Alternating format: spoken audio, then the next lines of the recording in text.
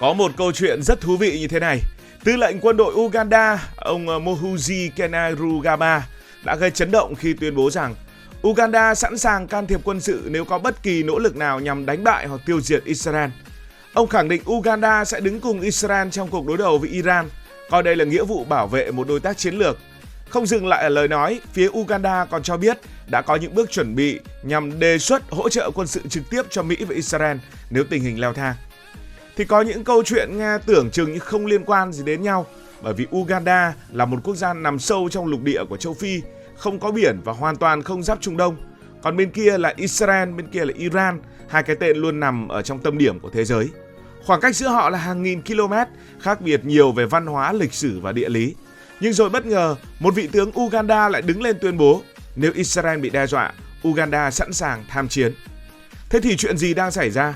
Vì sao một quốc gia ở trong lục địa của châu Phi lại nhảy vào cuộc đối đầu ở Trung Đông?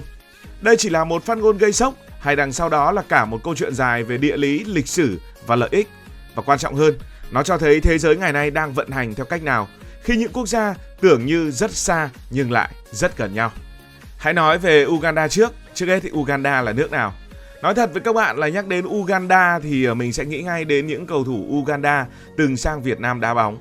Nổi bật nhất có thể kể đến như là Moses Oloya, một trong những tiền vệ chơi cho nhiều đội ở V-League, trong đó đá hay ở Hà Nội, đá hay ở Bình Dương và đá cho đội tuyển quốc gia khá đều. Ngoài ra còn có Joseph Mpade, một cái tên rất nổi bật ở Hải Phòng. Rồi còn có Geoffrey Kizito, sau này nhập tịch Việt Nam lấy tên là Trần Trung Hiếu thì cũng lên tuyển Uganda đá khá nhiều. Nói chung là cầu thủ Uganda có một đường dây khá thú vị với bóng đá Việt Nam, to, khỏe, giàu thể lực, đá nhiệt. Nên V-League là một điểm đến quen thuộc của nhiều cầu thủ tới từ quốc gia này. Và quốc gia này từ đâu? Quốc gia này là một quốc gia nằm ở Đông Phi, hoàn toàn không giáp biển, nhưng nằm sát hồ Victoria. Đây là hồ nước ngọt lớn nhất tại châu Phi.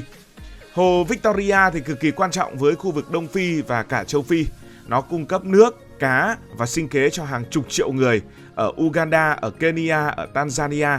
Không chỉ vậy, hồ này còn là nơi khởi nguồn của nhánh sông Nin Trắng, sau đó chảy qua nhiều quốc gia, hợp lại thành con sông Nin, con sông nuôi sống cả Sudan và Ai Cập. Hồ Victoria giống như bể nước đầu nguồn của sông Nin, ảnh hưởng không chỉ một quốc gia mà cả một vùng rộng lớn của châu Phi. Thì có hai thứ với người Việt Nam mà có lẽ biết đến Uganda, đấy là qua hồ Victoria, qua con sông Nin nổi tiếng và qua những cầu thủ đang đá ở Việt Nam. Thủ đô của Uganda đó là thành phố Kampala. Đất nước này thì có diện tích là 241.000 km2, bằng khoảng 2/3 Việt Nam và dân số là khoảng 50 triệu người, bằng một nửa Việt Nam. Uganda thì được bao quanh bởi những quốc gia nghe tên đã biết là châu Phi, có nhiều A như là Kenya, Tanzania, ngoài ra còn có Congo và Nam Sudan. Uganda thì giàu hay nghèo? Đây là một quốc gia có thu nhập bình quân đầu người chỉ vào khoảng 1.100 cho đến 1.200 đô la Mỹ một năm. Kinh tế thì dựa chủ yếu vào nông nghiệp, đặc biệt là cà phê. Tất nhiên rồi, thu nhập như thế này thì đây là một nước nghèo nhưng cũng không phải là kiệt quệ. Đây là một quốc gia đang phát triển, còn nhiều khó khăn nhưng lại có nhiều tiềm năng để đi lên. Trở lại với câu chuyện liên quan đến việc Uganda ở rất xa nhưng ủng hộ Israel. Hãy nói về khoảng cách từ Uganda đến khu vực của Israel và Iran. Thì nếu mà bạn mở bản đồ ra và kéo một đường thẳng từ Kampala, thủ đô của Uganda, đến Tehran, thủ đô của Iran, bạn sẽ thấy một khoảng cách nó tương ứng khoảng 4.000 cho đến 5.000 km. Nó xa đến mức nếu bay thẳng cũng phải mất vài tiếng. Còn nếu nói về chiến tranh thì gần như là hai thế giới hoàn toàn khác nhau. Thậm chí là có khi còn xa hơn khoảng cách từ Việt Nam bay sang Nhật Bản. Như vậy là chúng ta nhìn thấy một bên là Uganda nằm ở Đông Phi, sát hồ Victoria, một bên là Iran, trung tâm quyền lực của Trung Đông. Ở giữa là rất nhiều quốc gia, ở giữa còn có sa mạc, có biển, có những tuyến hàng hải phức tạp nữa. Xa thế này thì Uganda liên quan gì mà phải ủng hộ Israel để chống Iran? Nhưng mọi thứ không đơn giản như vậy. Bởi vì có những khu vực dù cách xa nhau cả hàng ngàn cây số nhưng lại nằm trong một vùng gọi là vùng ảnh hưởng. Và Đông Phi, nơi mà Uganda đang tọa lạc, chính là một trong những khu vực như vậy. Uganda không có biển nhưng lại nằm gần một vùng cực kỳ nhạy cảm, đó là vùng sừng của châu Phi và gần Biển Đỏ, gần tuyến vận tải nối châu Á với châu Âu. Đây là nơi tàu dầu đi qua, nơi thương mại toàn cầu cũng chạy ngang và cũng là nơi những nhóm vũ trang khủng bố hoạt động rất mạnh. Nói đơn giản, Uganda không giáp Trung Đông nhưng đứng ở cạnh cửa sau của Trung Đông. Và khi bạn đứng ở cửa sau của một khu vực đầy bất ổn, đầy xung đột, bạn không thể nói là tôi không liên quan gì cả. Muốn hiểu vì sao Uganda lại quan tâm đến Israel và Iran thì cần phải nhìn mà cái họ đang đối mặt mỗi ngày. Uganda thì không chiến tranh với Iran, nhưng đang chiến đấu với những lực lượng có hệ tư tưởng, tôn giáo và mạng lưới gần giống ở Trung Đông. Ở phía đông thì Uganda tham gia chống một lực lượng được gọi là Al-Shabaab tại Somalia. Ở phía tây thì họ truy quét một lực lượng ở trong rừng rậm Congo. Và những nhóm này thì không phải là quân đội chính quy mà ẩn mình, gây bất ổn lâu dài. Đáng chú ý, nhiều nhóm trong số đó có liên hệ tư tưởng với những mạng lưới lớn hơn trong thế giới Hồi giáo cực đoan. Trong khi đó, Iran lại nổi tiếng là quốc gia có ảnh hưởng đến nhiều lực lượng vũ trang trong khu vực Trung Đông. Không phải lúc nào cũng trực tiếp, nhưng thông qua các mạng lưới và các nhóm ủy nhiệm. Israel thì làm điều ngược lại, chuyên chống lại các mạng lưới đó. Thế là Uganda và Israel có chung đối thủ, còn Iran thì thường bị nhìn nhận ở phía bên kia của bàn cờ. Hãy đi chi tiết vào mối quan hệ giữa Uganda và Israel. Quan hệ giữa Uganda và Israel không phải là một quan hệ mới đây. Trong những năm 60, trong những năm 70 thì Israel đã là một trong những nước giúp Uganda xây dựng quân đội. Thời điểm đó thì Uganda còn rất yếu, vừa mới độc lập và cần tất cả, nào là huấn luyện, nào là vũ khí, nào là tổ chức, và Israel trở thành một đối tác quan trọng. Nhưng rồi mọi thứ đảo chiều khi mà Idi Amin lên nắm quyền. Idi Amin là một lãnh đạo quân sự của Uganda. Ông nắm quyền từ năm 1971 đến năm 1979, được xem là một trong những nhà lãnh đạo tai tiếng nhất của châu Phi. Khi mà lên nắm quyền thì ông này đã cắt đứt quan hệ với Israel, quay sang thân các nước Ả Rập. Và đỉnh điểm là năm 1976 khi xảy ra một sự kiện, đó là chiến dịch Entebbe. Cuộc đột kích thành công nhưng cũng khiến nhiều binh sĩ Uganda thiệt mạng. Thì chiến dịch này là gì? Đây là một chiến dịch quân sự nổi tiếng vào năm 1976 của Israel nhằm giải cứu hơn 100 con tin bị không tặc giam giữ tại sân bay của Uganda dưới thời của ông lãnh đạo kia, ông Idi Amin. Israel đã thực hiện một cuộc đột kích táo bạo từ khoảng cách hơn 4.000 cây số, tiêu diệt nhóm không tặc và đưa phần lớn con tin về nhà an toàn chỉ trong khoảng 1 tiếng rưỡi. Và người chỉ huy chiến dịch này đó là Jonathan Netanyahu. Bạn nghe thấy cái tên này quen không? Ông này chính là anh trai của Thủ tướng Israel Benjamin Netanyahu. Ông này là binh sĩ duy nhất đã thiệt mạng, khiến chiến dịch sau đó được đổi tên thành chiến dịch Jonathan để tưởng nhớ ông. Sau biến cố đó thì quan hệ giữa hai nước rơi xuống mức cực thấp, nhưng lịch sử không đứng yên. Khi mà chế độ của Idi Amin sụp đổ thì Uganda có một người mới lên nắm quyền, đó là ông Yoweri Museveni, và ông này đã bắt đầu làm lại mọi thứ. Israel một lần nữa lại trở thành đối tác, đặc biệt trong lĩnh vực an ninh và quân sự.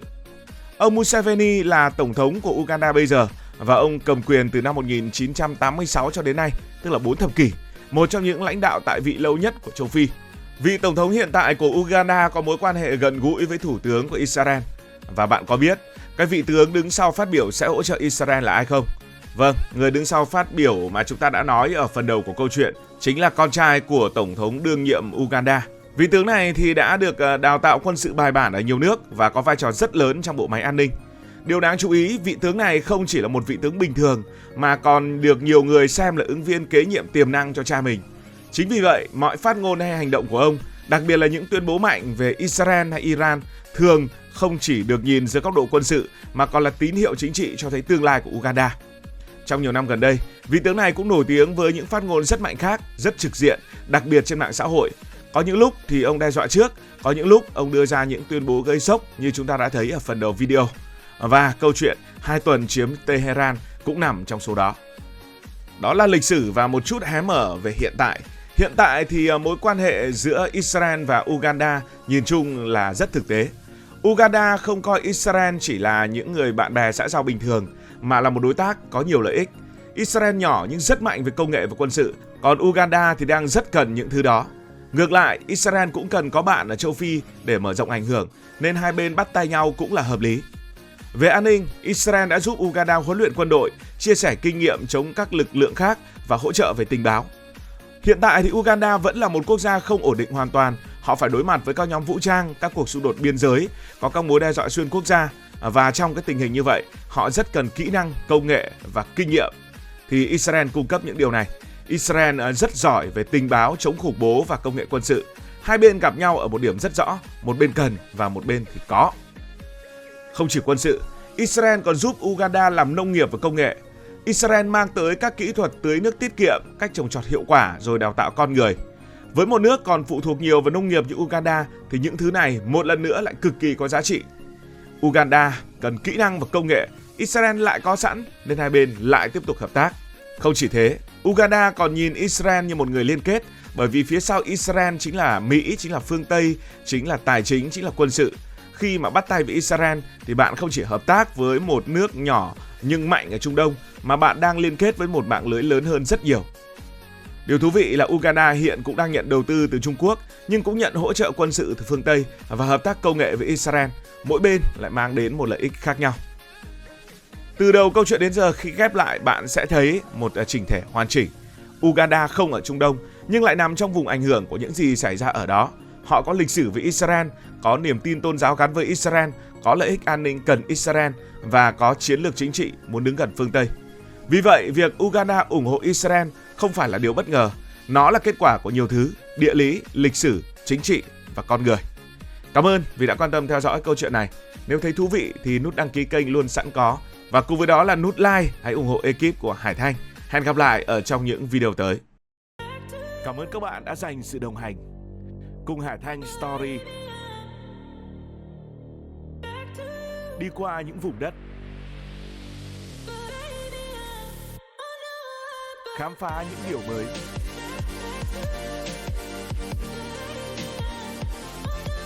Đừng ngần ngại, hãy để lại những góp ý và xin được hẹn gặp lại.